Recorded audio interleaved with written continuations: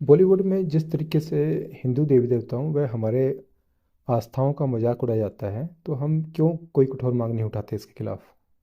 कमल जी, उसमें भी परिवर्तन हो रहा है धीरे धीरे। ये बात आपकी ठीक है। आप बहुत सी फिल्में देखी होंगी। एक पंडित चोटी वाला जी। रेप करता है। जी। रेप करता हुआ दिखाया, ब्राह्मण है, पंडित है, पुजारी है मंदिर का। और उसके बाद रेप करने के बाद करता ओम नमः शिवाय, ओम नमः शिवाय, ओम नमः शिवाय। जी। कोई वहां पर महिला के साथ दुर्व्यवहार करते हैं, चोरी करता है, चक्कर करते बोलता है राम राम राम राम राम राम।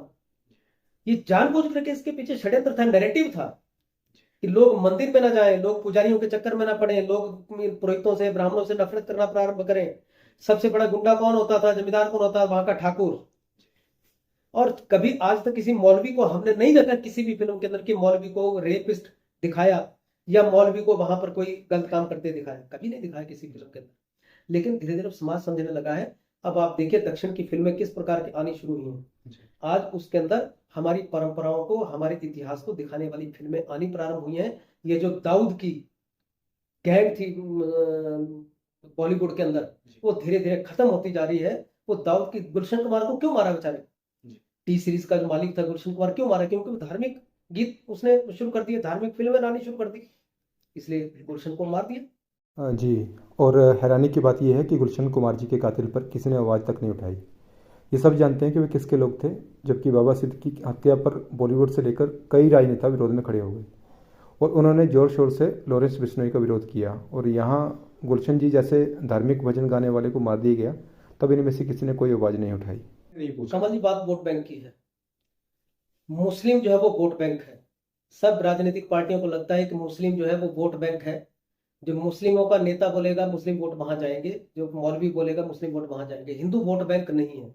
वो कहीं जातियों में बटा हुआ है, कहीं पूजा पद्धति में बटा हुआ है, कहीं पर वो राजनीतिक दलों के साथ इस प्रकार से है कि ठीक है यार, सब कुछ ये बोलने की बातें हैं।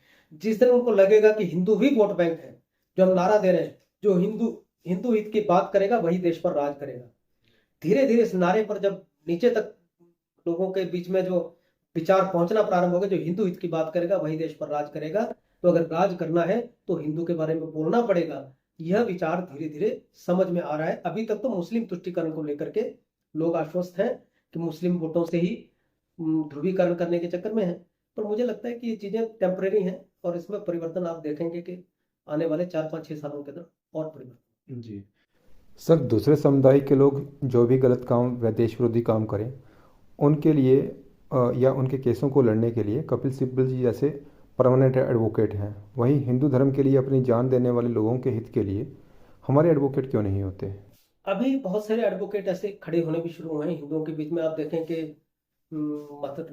काशी मथुरा का केस जो है वो हमारे एडवोकेट विष्णु जैन जी और उनके पुत्र जो है वो लड़ रहे हैं। जी। और उसी तरह से कहें अश्वनी उपाध्याय जी हैं।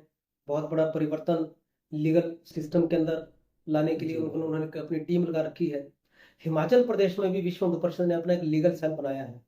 जी। तो यहाँ पर भी जैसे भी पिछले दिनों में ये शिमला का था, ये मंडी का था, ये जो आंदोलन चले, तो जी। हमने लोगों को कहा कि जिस पर भी केस चलेगा, विश्व हिंदू परिषद के वकील जो है, हमारा लीगल सेल उसको फ्री ऑफ कॉस्ट लड़ेगा केसेस। तो बहुत सारे लोगों ने, जो हमारे दर्शक हैं, उन्होंने मैसेज किए थे कि एक जैसे सनातन बोर्ड की तरह ही एक कोई ऐसा बोर्ड हो हमारा, जहाँ पे हम लोग कंट्रीब्यूट कर सके। हम लोग रेदर देन कि हम लोग मंदिर में जो हम दान कर रहे हैं वो ठीक है, लेकिन एक हमारे पास संस्था भी हो जिसको हम दान कर सके, ताकि उसका पैसा जो है, चाहे वो हमारे लीगल सेल को जाना हो, चाहे हमारे किसी कोई जगह पे जाना हो, तो वो पैसा वितरित होता रहे।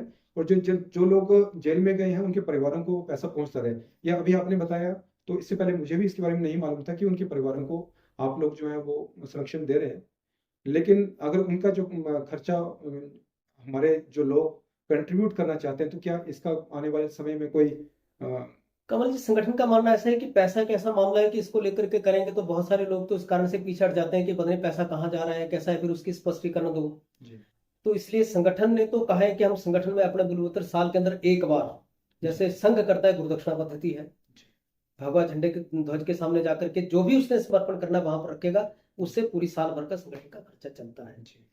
उसी प्रकार से विश्व हिंदू परिषद भी अपना धर्म रक्षा अर्पण निधि साल में 1 महीने के अंदर उसको करती है। जी। 1 महीने में जो भी किसी की तरफ से हमें सहयोग मिलता है, उसका पूरा अकाउंट्स रखा जाता है, उसका पूरा ऑडिट होगा। और बार बार हम लोगों से लेते नहीं है। जी हाँ, किसी मुद्दे पे जैसे राम जन्मभूमि के लिए था, वो एक अलग विषय था, वो सीधा वहां पर चला गया। ऐसे कोई विषय होगा अलग से तो उसकी सीध बुक निकलवा करके लोगों के पास जाते हैं। लेकिन डायरेक्ट हम किसी के लिए किसी को अथॉराइज नहीं करते, क्योंकि उसका फिर मिसयूज भी होता है और बहुत से लोग उसका फायदा उठा करके, गलत लोग भी उसको, अभी पीछे ध्यान में आया जब अयोध्या के वो चला था, तो कुछ संत बन करके उन्होंने भी पैसा इकट्ठा करना कर दिया राम मंदिर के लिए शुरू। जी तो उसमें फिर वो चेक करना बहुत मुश्किल हो जाता है। तो हम कर रहे हैं किसी की ऐसी, जो लोग हैं जहां पर हमें आवश्यकता ऐसी पड़ती है, तो वहां के बहुत सारे दानी सज्जन ऐसे होते हैं जो कहते हैं कि ठीक है जी, इसके बच्चे की पढ़ाई का खर्चा मैं दूंगा। सर, आज तक हम लोग क्यों घुसपैठियों के लिए कड़े कानून, दिन प्रतिदिन बढ़ती जनसंख्या व अराजकता को रोकने के लिए जनसंख्या नियंत्रण कानून तथा समान शिक्षा कानून के लिए हम कड़ी आवाज़ क्यों नहीं उठाते और क्यों इसके ऊपर कोई एक्शन नहीं लिया गया आज तक? अब देखिए कि न्यू एजुकेशन पॉलिसी बन गई, वो जो हमारा पाठ्यक्रम था उसके अंदर बहुत सारे परिवर्तन हुए, बहुत सी नई चीजें उसके अंदर आई हैं। तो जो पहले केवल मुगल इतिहास ही इतिहास माना जाता था, अब वो नहीं है।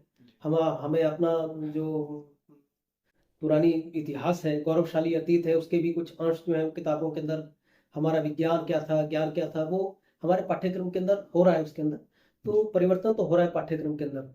और ये काम ऐसा है कि बहुत स्लो प्रोसेस है, इतना एकदम से नहीं होने वाला है, पर उसमें हो रहा है, परिवर्तन तो हो रहा है।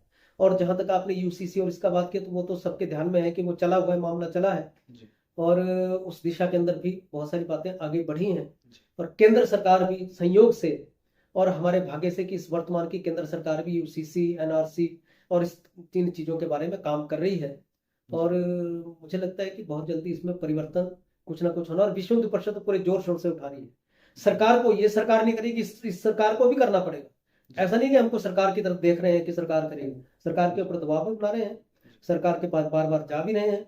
जैसे मैंने कहा कि एक बार हम सभी सांसदों को मिलते हैं इन विषयों को लेकर के, इस बार भी सभी सांसदों को मिलने का कार्यक्रम होता है, हर वर्ष होता है। और सांसदों को, चाहे वो कांग्रेस का है, चाहे डीएमसी का है, चाहे वो वामपंथी है, कोई भी, हम सबको मिलते हैं कि ये विषय है, भारत के हित के विषय हैं, इन विषयों को लेकर के आप संसद में आवाज उठाएं। जी अगर भाजपा का नेता अगर अच्छा काम कर रहा है, आपको लगता है तो अच्छा काम कर रहा है, तो उसको वोट दीजिए और जिताने के बाद उससे आप जवाब मांगिए, क्वेश्चंस के उनको जवाब डालिए काम के लिए। लेकिन इसका सोल्यूशन ये नहीं है कि जो देश विरोधी लोग हैं हम उनके साथ में जा करके। तो सर, आपका क्या संदेश है इस मुद्दे के ऊपर, कि जो लोगों का मत रहता है कि भाई भाजपा के, मैं इस नेता से मेरी नाराजगी हो गई, हिंदू के लिए काम नहीं कर रहा था, इसने ये काम नहीं करा, तो मैंने जो है वो भले देश विरोधी हो, मैंने उसको वोट दे दिया। ये कहाँ तक लोगों की जो तरीका है विश्व वो हिंदू जायज है? परिषद का हमारा मानना ये है कि जितनी भी पार्टियां हैं वो सब हमारी हैं। जी धीरे धीरे धीरे धीरे हमारा विषय उठाने की सबको उठाना पड़ेगा। तो इसलिए जितनी, चाहे वो कांग्रेस का है, चाहे वो बीजेपी है, चाहे वो लोकदल है, चाहे वो समाजवादी है, धीरे धीरे धीरे धीरे इन लोगों के पास कोई विकल्प नहीं रहेगा हिंदू की बात करने के अलावा। क्योंकि देश के अंदर हम वातावरण बनाने वाले हैं, जो हिंदू हित की बात करेगा वही देश पर राज करेगा। जी जो हिंदू का विरोध करेगा वो धीरे धीरे ऐसा वातावरण बनता जाएगा कि वो जीत ही नहीं पाएगा। इसलिए उसकी भी मजबूरी होगी। जिस प्रकार से वो, आप परिवर्तन देखिए, आज से 10 साल पहले वोट मांगने के लिए नेता कहां जाता था? इमाम बुखारी के पास। जी पिछले 10 सालों के अंदर कोई जा रहा है इमाम बुखारी के पास? जी जी परिवर्तन हो गया। लोग जनेऊ पहन करके मंदिर में जा रहे हैं, जी जो भगवान को मानते भी नहीं थे, कोर्ट के ऊपर जनेऊ खासकर पहन करके मंदिर में कोर्ट के ऊपर जनेऊ कोर्ट के ऊपर जनेऊ पहन करके। तो वो एक उनको पता लग रहा है धीरे धीरे कि परिवर्तन हो रहा है। अब हिंदू भी वोट बैंक बनता जा रहा है, हिंदू को इग्नोर करना मुश्किल है। और यही हम चाहते हैं, पार्टी जो भी हो, पार्टी के ऊपर जब समाज का दबाव नहीं होगा, लोकतंत्र चलता है लोक शिक्षा से, लोकमत से। अगर लोकमत ठीक होगा तो लोकतंत्र भी ठीक होगा। तो लोकमत को जगाना हमारा काम है, उस लोकमत को तैयार करना, लोकमत का परिष्कार करना, ये विश्व हिंदू परिषद का या हम लोगों का काम है। आगे वो वोट किसको देता वो हमारा विषय नहीं है, वो अपने आप सोचेगा कि लोकमत परिष्कार जब हम कर देंगे कि मुझे किसको वोट देना है, वो उसका विषय है। जी जी अगर इनके लिए मदरसे और कॉन्वेंट स्कूल हैं तो हमारे लिए भी गुरुकुल, जहाँ शस्त्र और शास्त्र की शिक्षा दी जाए, ऐसी व्यवस्था और इसका अधिकार हमें क्यों नहीं? और आखिर में आप हिंदू भाइयों को क्या संदेश देंगे सर? गुरुकुल अगर इन्हीं के विकल्प के रूप में हम देखेंगे तो कोई उसका समाधान नहीं है। कॉन्वेंट स्कूल के विकल्प के रूप में हम गुरुकुल को देखेंगे कि वही चीजें वहां पर हो, तो वो समाधान नहीं है। हाँ, कुछ चीजें जैसे मैंने कहा कि पाठ्यक्रम में परिवर्तन है, कुछ अपनी संस्कृति, धर्म, अपनी परंपरा, उसको लेकर के आगे विद्यालयों के अंदर परिवर्तन होने प्रारंभ हुए हैं। उस दिशा के अंदर शिक्षा के क्षेत्र के अंदर विद्या भारती एक बहुत बड़ा काम कर रही है। सरस्वती विद्या मंदिर जो हमारे हैं, जी विद्या भारती एक बहुत बड़ा काम कर रही है। उसके अंदर भारतीय शिक्षण मंडल वो इतिहास को, उस पाठ्यक्रम को बनाने में बहुत बड़ा काम कर रहा है। तो इस प्रकार के संगठन जो है उस काम के अंदर लगे हैं। शिक्षा बचाओ समिति जो थी, जिन्होंने आंदोलन भी खड़ा किया, शिक्षा के क्षेत्र के अंदर क्या परिवर्तन होने चाहिए, वो संगठन सब लगे हैं। तो इस दिशा के अंदर परिवर्तन प्रारंभ हो गया है और आगे चल करके भी होगा। और एक कॉन्वेंट, लोगों को समझ नहीं आता था कि कॉन्वेंट है क्या है। जो इलीगल बच्चे होते थे उनको पढ़ाने के लिए कॉन्वेंट स्कूल बने थे। जिनके बाप नहीं होते थे, मिलते नहीं थे बाप, बिन बाप की जो औलादें होती थी उनको इकट्ठा कर पढ़ाने के लिए कॉन्वेंट स्कूल चली थी। अच्छा तो लेकिन आज लोग इसीलिए तो उनके वहां पर जो पढ़ाने वाले को फादर बोलते हैं, क्योंकि अपने फादर तो होते नहीं थे, उनको फादर बोलते हैं। तो अब ये चीजें लोगों की समझ में आनी शुरू हो गई कि हम किसको फादर हमने बोलना और कौन वहां पर कैसे हैं कॉन्वेंट स्कूल। तो उसके विकल्प के रूप में और अनेक प्रकार के विद्यालय जो खड़े होने प्रारंभ हुए। गुरुकुल की तरफ भी हम लोग जा रहे हैं, लेकिन गुरुकुल अभी एक वेद विज्ञान विश्वविद्यालय विश्व हिंदू परिषद के प्रयासों से गुड़गांव के अंदर बन रहा है। तो उसके अंदर वेद भी पढ़ाया जाएगा, लेकिन वेद के अंदर विज्ञान क्या है वो विज्ञान में पढ़ाया जाएगा। उसके ऊपर रिसर्च हो रही है, वेदों के अंदर क्या विज्ञान है। तो उस दिशा के अंदर वैसे गुरुकुल, वैसे लोग जो हैं कि हमारा ज्ञान विज्ञान क्या था उसको पढ़ाया जाता है। दूसरा भाग जो आपने कहा कि नौजवानों को या हिंदुओं को क्या मैसेज, मेरा मैसेज यही है कि हम लोग अपने, हमारे नौजवान, हमारे युवा हाथ से काम करना सीखें, स्किल डेवलपमेंट करें। वो व्हाइट कॉलर सरकारी जॉब के पीछे ना भागे। आज दूसरे लोगों के लिए हमने स्थान छोड़ दिया है, खाली छोड़ दिया है, वो लोग उसका फायदा उठा रहे हैं। चाहे वो कारपेंटर है, चाहे इलेक्ट्रिशियन है, चाहे मेसन है, चाहे नाई है, चाहे दर्जी है। हमारे नौजवानों ने वो फील्ड बिल्कुल खाली छोड़ दी और जिसका फायदा दूसरे ये जिहादी तत्व जो हैं वो उठा करके हमारी बहन बेटियों से लव जिहाद या थूक जिहाद, ये सारी चीजें कर रहे हैं। तो अपना युवा जो है वो अपने हाथ से काम करना सीखे। हम अपने युवाओं को उसके लिए करें। सौभाग्य से हमारे देश के प्रधानमंत्री जी ने कहा है स्किल इंडिया। उस स्किल इंडिया के अंदर जितनी भी स्कीम्स हैं, हम ITI में केवल सर्टिफिकेट लेने ना जाएं, पॉलिटेक्निक के सर्टिफिकेट लेने नहीं, हम स्किल डेवलप करें और काम करना सीखें। उस काम से बहुत पैसा है, बहुत मेहनत है, बहुत पैसा है। जितनी मेहनत करेंगे उससे दुगना पैसा वहां पर मिला है। लोग दे रहे हैं आजकल, क्योंकि लोग मिल नहीं रहे काम करने वाले, वो लोग भी कमा रहे हैं। अगर कोई यूपी बिहार से यहाँ पर आकर के मेसन का काम कर रहा है तो उसको लाभ है, तभी तो वो कर रहा है। तो हमारे लोग क्यों नहीं करें, हिंदू नौजवान क्यों ना करें उसका। तो वो काम करें, स्किल इंडिया। और जो प्रधानमंत्री जी का वोकल फॉर लोकल, हम अपने लोगों से सामान खरीदें, अपने समाज के अंदर जो लोग हैं उनको बढ़ावा दें। हमारा दर्जी, हमारा नाई, हमारा कारपेंटर, हमारा मेसन जो काम करता है, ठीक है आज 19 होगा, धीरे धीरे 21 भी हो जाएगा, तो हम उनसे काम करवाना प्रारंभ करें। तो मुझे लगता है कि सारी स्थिति समाधान वही है। समस्याएं अनेक हैं लेकिन समाधान एक है और वो है हिंदू संगठन। हिंदू संगठित होगा, समर्थ भारत बनेगा, संगठित हिंदू समर्थ भारत। तो हिंदू को हम संगठित करें, एजुकेट करें, ताकि वो समाज के अंदर अपने हाथ से काम करने का उसको अभ्यास बने। मुझे लगता है यही संदेश है। जी सर, हमारे पास में काफ़ी सारे ईमेल्स आए थे जिनके उन्होंने हमारे जो दर्शक थे उन्होंने काफ़ी सारे प्रश्न पूछे थे और मैंने मैक्सिमम प्रश्न के ऊपर चर्चा की है और आपने उनका सबका एक अच्छा पूरा जवाब दिया है हर पहलू के ऊपर।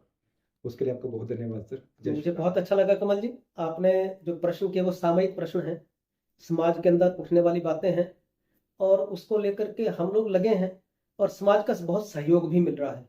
आगे भी समाज के सहयोग से सारे काम संभव होने हैं। तो आपका बहुत बड़ा योगदान इसके अंदर रहेगा समाज तक इस बात को पहुंचाने के लिए। आपका बहुत बहुत धन्यवाद, आपकी टीम का बहुत बहुत धन्यवाद। धन्यवाद सर। जय श्री राम। जय श्री राम।